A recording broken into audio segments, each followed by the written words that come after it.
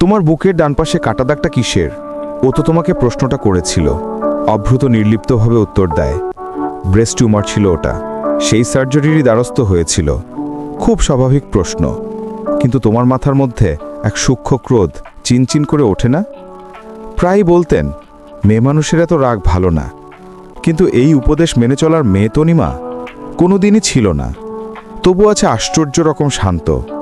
বছর 3 আগে ও আচ্ছা, মুখে ও আচ্ছা বললেও অদ্ভুত চোখে লেগে থাকা একরা সবিশ্বাস আর সন্দেহ তনিমার দৃষ্টি এড়ায়নি।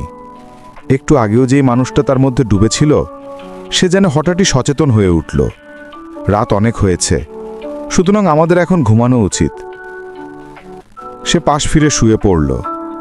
করিনার কোনো কথা বাড়াল না। হঠাৎ করেই তার সেই রাগটা গম্ভীর বেদনায় রূপ নিল। সে বেদনা 44 ফোঁটা ঝরে পড়ল গাল বেয়ে।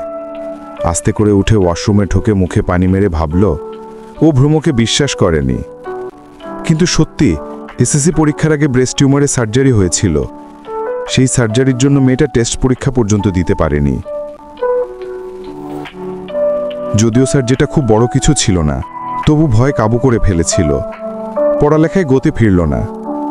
এসএসসি রেজাল্টটা আশানুরূপ হয়নি, তাই ওই স্মৃতিটা তনিমা মনে রাখতে চায় না। তবু তার বাসরাতে স্বপ্ন ভাঙতে রাজি হয়ে গেল। পরিবারের পছন্দে শিক্ষিত সুশীল এক ছেলেকেই তো বিয়ে করেছি। কিন্তু কেমন শিক্ষিত সে, যে এক সার্জারি চিনতে পারে না, অন্য কিছু ভেবে বসে আছে। বিয়ের 2 দিন বাদেও কৌশলে তনিমার ফেসবুকের পাসওয়ার্ড চাইল।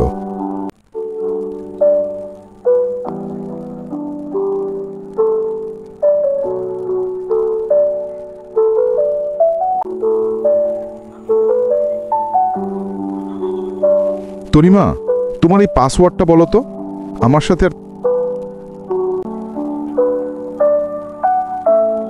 দিয়েই তনিমা ফেসবুকে খুব একটা অ্যাক্টিভ না, কেবল বন্ধুদের সাথে যোগাযোগটা রাখার জন্য। ফেসবুকে পোস্ট করা সোজাসাপটা উত্তর দিয়ে দিল, পাসওয়ার্ড কেন লাগবে, তুমি রিকোয়েস্ট পাঠিয়ে দাও, আমি অ্যাকসেপ্ট করে নেব।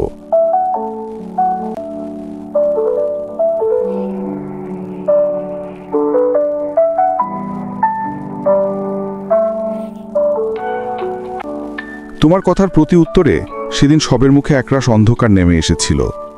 গায়ে মাখিনি তনিমা। ছেলেটা এমনিতেই ফর্সা, মনে হচ্ছে বেশি সুন্দর দেখতে মুখ কালো করে আছে বলে সৌন্দর্যে গ্রহণ লেগেছে। যেই সপ্তাহখানেক পরে তনিমার এক বন্ধু এসেছিল ওদের বাসায়।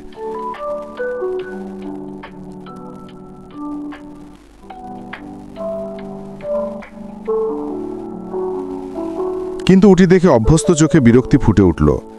বিয়ের কদিনের মধ্যেই তনিমার চোখের ভাষা পড়তে শিখে গেছে স্বামীর। সাথে এইটুকু মাত্রেই দ্রুততার বন্ধুদের সঙ্গে বহুক্ষণ আড্ডা চলল। উভ্র সবার সাথে বসেছিল, কিন্তু আড্ডায় উপস্থিতি বা আগ্রহ কোনোটাই ছিল না। অনেকটা বাধ্য হয়ে বসে আছে, বুকে পাহারা দিচ্ছে যেন।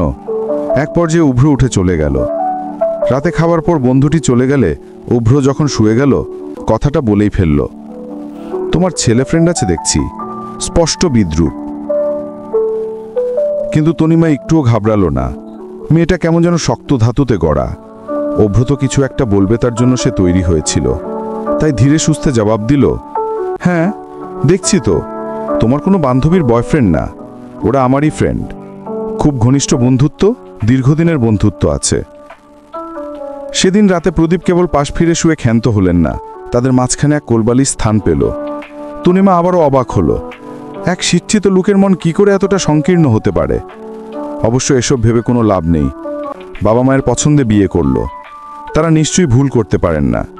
তনিমার জন্য হয়তো এই ছেলেটাই পারফেক্ট। একটু সন্দেহপ্রবণ তো কি হয়েছে, থাক। সেদিন অব্র অফিসে চলে যাবার পর তনিমা রান্নায় ব্যস্ত ছিল। হঠাৎ কলিং বেলের শব্দে কিছুটা চমকে ওঠে।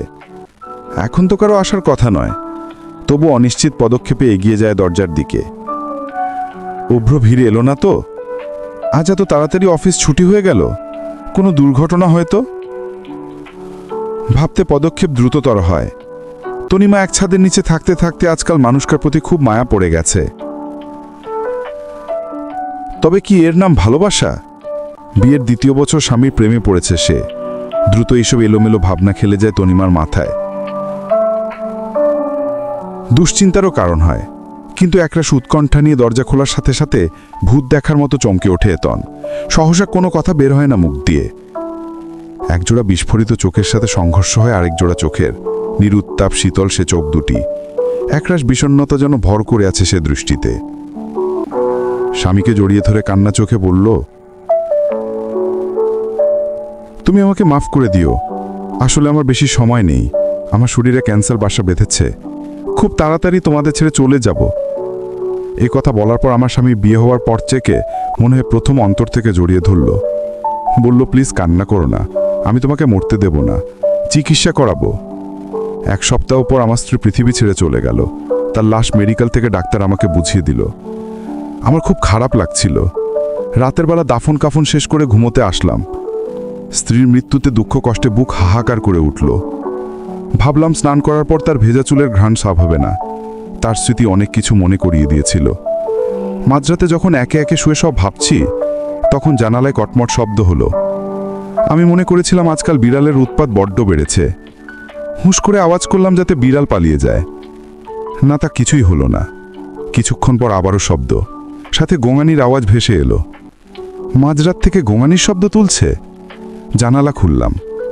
কবর থেকে 1 ফুট মাথা বের করে আমার স্ত্রী কাতর স্বরে চোখে চোখে তাকিয়ে বলল, এত ভালোবাসতে আমায়? তাহলে আমার কাছে চলে এসো, এখানে তোমাকে আদর দেব, ভালোবাসা দেব। হঠাৎ ফিরে আসলো ক্ষত করে দরজা বন্ধ করে দিলাম। কেমন মেয়ে, মরার পরেও প্রেমে ধরা দিতে কবর থেকে উঠে এলো মাঝরাতে। প্রেম দিয়ে কি করব আমি? ভয় পেয়ে দ্রুত বিছানার কাছে আসলাম। দেখলাম বিছানায় আমার মতোই হুবহু এক মানুষের কাছে তার চোট থেকে গাঢ় কালো রঙের রক্তক্ষরণ হচ্ছে। আমি ভয় পাথর হয়ে গেলাম। এমন সময় পায়ের নিচে চিনচিন ব্যথা অনুভব করলাম। নিচে তাকিয়ে দেখলাম আমার স্ত্রী আমার পায়ের গোড়ালিতে তার ধারালো দাঁত বসিয়ে দিয়েছে। আমার পা থেকে রক্ত পড়ছে বিছানায়। বিছানায় শুয়ে থাকা লোকটা আর আমার স্ত্রী দুজনে বিশ্রী ধরনের অঙ্গভঙ্গিমা করছে। সম্মানিত দর্শক, এখন আমি কি করব আপনাদেরই বলুন। আসলে এটা কি আমার স্ত্রী, নাকি ভূতপ্রেত নিয়ে আমাকে ঘায়েল করেছে? আপনাদের জানা থাকলে কমেন্ট বক্সে লিখে জানান। এই গল্পটি ভালো লাগলে লাইক, কমেন্ট, শেয়ার করে অন্যকে দেখার সুযোগ করে দিন। ধন্যবাদ।